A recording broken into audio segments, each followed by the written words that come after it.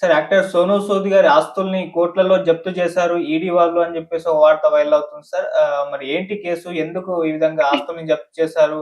ఇంకొన్ని రోజుల్లో అరెస్ట్ చేసినా చేయొచ్చు అన్న వార్తలు కూడా ఇప్పుడు ఎక్కువగా వినిపిస్తున్నాయి. సో, దీనికి సంబంధించి ఎటువంటి వివరాలున్నాయి? అసలు ఏం జరిగింది సార్? ఎందుకు ఆస్తులు జప్తు చేశారు? ఎంతవరకు జప్తు చేశారు? ఏ విధంగా చూడొచ్చంటారు సార్? మనకి సోను సూద్ అంటే ఎంత పాపులరో తెలుసు. కరోనా టైంలో ఆయన తన సొంత డబ్బులతో వేలాది మంది వలస కార్మికుల్ని వాళ్ళ ఇళ్ళకి చేర్చాడు.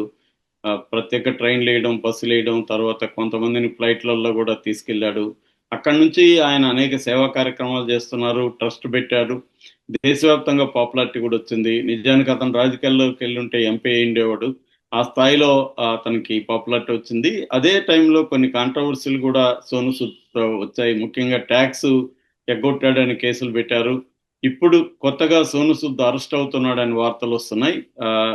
ఇందాక వస్తున్న వార్త ప్రకారం సోను సూద్ ఆస్తుల్ని ఈడీ జప్తు చేసిందనేది సంచలనంగా మారింది. ఏంటి దీనికి కారణం ఏంటి అని చూసినప్పుడు ఈడీ కొంతమంది సెలబ్రిటీల ఆస్తుల్ని జప్తు చేసింది. అందులో సోను సూద్ కూడా ఉన్నాడు. ఆ సెలబ్రిటీలు ఎవరంటే యువరాజ్ సింగ్ ఆస్తులు వచ్చి 2,50,00,000 ఆస్తుల్ని ఈడీ జప్తు చేసింది. అట్లాగే రాబిన్ ఉతప్ప మరో క్రికెటరు, ఆయనది 8,26,00,000 చేసింది. ఊర్వశి రౌతల ఆమె ఆర్టిస్టు, సినిమా ఆర్టిస్టు 2,02,00,000 చేసింది. సోను సుద్దుది ₹1,00,00,000 ఈడీ జప్తు చేసింది. ₹1,00,00,000 విలువ చేస్తే ఆస్తుల్ని ఈడీ జప్తు చేసింది.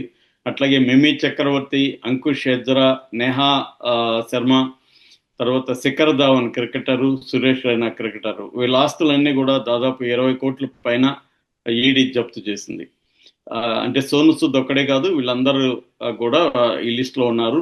దీనికి ప్రధాన కారణం ఏంటంటే బెట్టింగ్ యాప్స్ కి వీటి ఎండోర్స్మెంట్ ఇచ్చారు. మనకు తెలిసి ఇక్కడ కూడా చాలా మంది మీద కేసులు పెట్టారు. ప్రకాష్ రాజు, రానా, విజయ్ దేవరకొండ ఇలాంటి వాళ్ళంతా కూడా పోలీసులు పిలిపించి విచారించారు. ఎందుకంటే ఇది బెట్టింగ్ యాప్స్ అనేది ఒక పెద్ద భూతంలాగా వందలాది మంది ప్రాణాలు పోవడానికి కారణమవుతుంది. బెట్టింగ్ కానీ, ఆన్లైన్ జూతం కానీ, ఇవన్నీ చాలా పెద్ద ప్రమాదకరంగా మారింది. ఇవి ఏంటంటే ఇంటర్నేషనల్ గా ఆపరేట్ అవుతున్నాయి. సో వీటికి సెలబ్రిటీలు ఎండోర్స్ చేస్తున్నారు, వాటికి పబ్లిసిటీ ఇస్తూ అడ్వర్టైజ్మెంట్లు ఇస్తున్నారు అనేది ప్రధానంగా ఆరోపణ. అయితే దీంతో పాటు మనీ లాండరింగ్ ఇన్వాల్వ్ అయింది ఈ కేసులో. మనీ లాండరింగ్ అంటే నేను చాలాసార్లు చెప్పాను, డర్టీ మనీని క్లీన్ మనీగా మార్చుకునే ప్రాసెస్ని మనీ లాండరింగ్ అంటారు.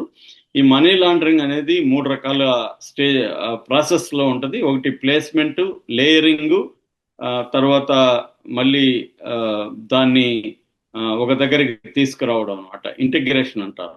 సో ఈ ప్లేస్మెంట్, లేయరింగ్, ఇంటిగ్రేషన్ అనే 3 స్టేజ్ల్లో మనీ లాండరింగ్ జరుగుతుంటుంది. అంటే డర్టీ మనీని ఒక దగ్గరికి తీసుకెళ్లి ఫైనాన్షియల్ ఇన్స్టిట్యూట్స్లో, బ్యాంకుల్లో కానీ ఫైనాన్షియల్ ఇన్స్టిట్యూట్లో కానీ పెట్టడం, దాన్ని చిన్న చిన్న అమౌంట్లుగా లేయరింగ్ అంటారు, చిన్న చిన్న ఇదిగా దాన్ని మార్చి అనేక వందల అకౌంట్లు, ఖాతాలు, ఫారిన్ అకౌంట్లు ఓపెన్ చేయడం, లేకపోతే షెల్ కంపెనీలు పెట్టి ఆ కంపెనీలకి డైవర్ట్ చేయడం. అక్కడి నుంచి మనకి అమెజాన్ ప్రైమ్ లో ఒక బ్రహ్మాండమైన డాక్యుమెంటరీ ఉంది, మనీ మాఫియా దాని పేరు. అనేక దేశాలు తిరిగి అనేక దేశాల్లో ఈ మనీ లాండరింగ్ ఎలా ఉంది, ఏ దేశాలు ఈ మనీ లాండరింగ్ హెల్ప్ చేస్తున్నాయి, అక్కడ బ్యాంకులు ఎటువంటి సోర్స్ అడగకుండా మనం ఇచ్చిన డబ్బుల్ని వాళ్ళ బ్యాంకుల్లో వేసుకుంటాయి. అక్కడి నుంచి దొంగ కంపెనీలు, షెల్ కంపెనీలను కూడా పెట్టడానికి అక్కడ ఒక టీం ఉంటారు రెడీగా. వాళ్ళకి డబ్బులు ఇచ్చేస్తే ఇమ్మీడియట్ గా హాఫ్ అన్ అవర్ లో ఒక కంపెనీ పెట్టేయచ్చు అక్కడ. సో అంత వేగంగా ఎలా జరుగుతుంది. అట్లాగే దాన్ని ఇందాక చెప్పిన 3 స్టేజెస్ ఉన్నాయి, ప్లేస్మెంట్, లేయరింగ్ అండ్ ఇంటిగ్రేషన్.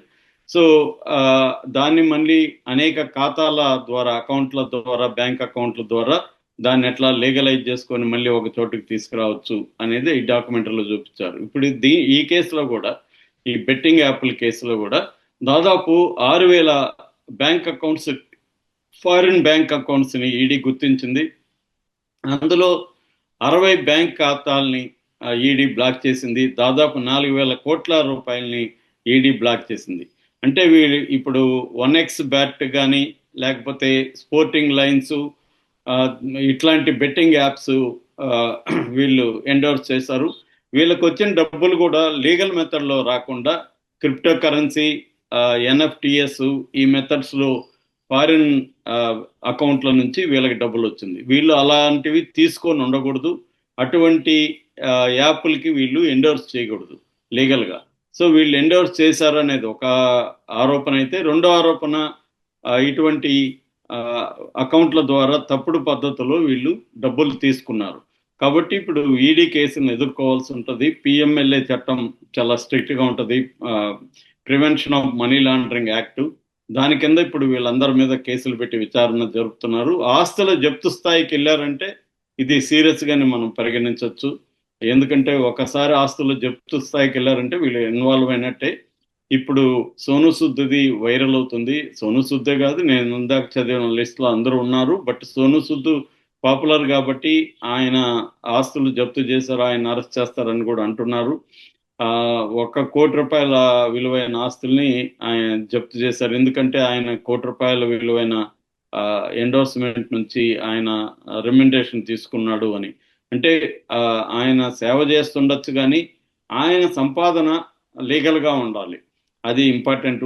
లాకి కట్టుబడి సంపాదన ఉండాలి తప్ప, నేను సేవ చేస్తా కాబట్టి, నేను ఒక 50 కోట్లు ప్రజలకు ఖర్చు పెడతా కాబట్టి 100 కోట్లు నేను ఏదో రూపంలో సంపాదిస్తా అంటే కుదరదు. అది ఎవరైనా చేస్తారు. దొంగలు లేకపోతే స్మగ్లర్స్ కూడా ఆ పని చేయొచ్చు.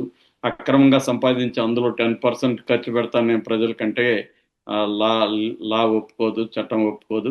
అందువల్ల ఇప్పుడు సోను సూద్ అయితే ఈ ఈ కేసుని ఎదుర్కోవాల్సి ఉంటుంది. మరి ఏం జరుగుతుందో చూడాలి. ఎందుకంటే ఇది సీరియస్ కేసు. మనీ లాండరింగ్ అనేది చాలా సీరియస్ కేసు. మనకి కవిత విషయంలో కూడా చూసాం. కవిత విషయంలో కూడా ఈడీ ఎంటర్ అయ్యి పిఎంఎల్ఏ చట్టం కిందనే కవితను కానీ, కేజ్రీవాల్ని కానీ, వైసీపీ నాయకులు చాలా మందిని కానీ అరెస్ట్ చేసింది ఈ చట్టం కిందే. అట్లాగే జగన్ మీద అక్రమాస్తుల కేసులకు సంబంధించి కూడా మనీ లాండరింగ్ యాక్ట్ కింద ఈడీ ఛార్జ్ షీట్లను ఫైల్ చేసింది. సో అంటే దేశంలో ఈ మధ్యకాలంలో బాగా పెరిగిపోతున్నాయి అన్నమాట మనీ లాండరింగ్ కేసులు. ఎందుకంటే అక్రమంగా డబ్బులు సంపాదించడం, దీన్ని విదేశాలకు తరలించడం, అక్కడ బ్యాంకుల్లో దాచుకోవడం, దీని మీద కొన్ని దేశాలే ఈ ఎకనామీ మీద బతుకుతున్నాయి. ఒకప్పుడు స్విస్ బ్యాంక్ అనేవాళ్ళు, ఇవాళ స్విస్ బ్యాంక్ తగ్గిపోయి చాలా దేశాల్లో ఇలాంటివి, ముఖ్యంగా British virgin islands, Latvia, Estonia ఇలాంటి గతంలో సోవియట్ యూనియన్లో ఉన్న అనేక దేశాలు, అమెరికాలో కూడా 2 రాష్ట్రాలు ఇదే పనిలో ఉన్నాయి. వాళ్ళు ఈజీగా మనం ఎంత డబ్బులు ఇచ్చినా వాళ్ళు బ్యాంకుల్లో దాచిపెడతారు. తర్వాత అక్కడ కంపెనీలు పెట్టుకోవడానికి ఈజీగా ఇది చేస్తారు. ఆ కంపెనీ యాక్టివిటీ లేదో చూపించి దాంట్లో ఈ డబ్బుల్ని తీసుకెళ్ళి దాని నుంచి మళ్ళీ ఈ రకరకాల అకౌంట్ల ద్వారా రకరకాల క్రిప్టో కరెన్సీ కావచ్చు, ఎన్ఎఫ్టిఎస్ కావచ్చు, ఈ మెథడ్స్ ద్వారా మళ్ళీ డబ్బుల్ని ఇక్కడికి తరలిస్తున్నాయి. ఇది ఒక ఇంటర్నేషనల్ నెట్వర్క్గా చెప్పవచ్చు. దీంట్లో ఇప్పుడు అనవసరంగా సోను సూద్ కానీ మిగతా వాళ్ళు కానీ ఇరుక్కున్నట్టుగా మనకు అర్థమవుతుంది. నిజానికి సోను సూద్ మామూలు పద్ధతులు అయితే నేరం చేసినట్టు కాదు, కానీ ఒక బెట్టింగ్ యాప్కి ఎండోర్స్మెంట్ చేయడం అనేది కరెక్ట్ కాదు. అయితే సోను సూద్ దీని మీద ఇప్పటివరకు స్పందించలేదు. మరి ఏం జరుగుతుంది అనేది చూడాలి. Okay sir, thank you so much.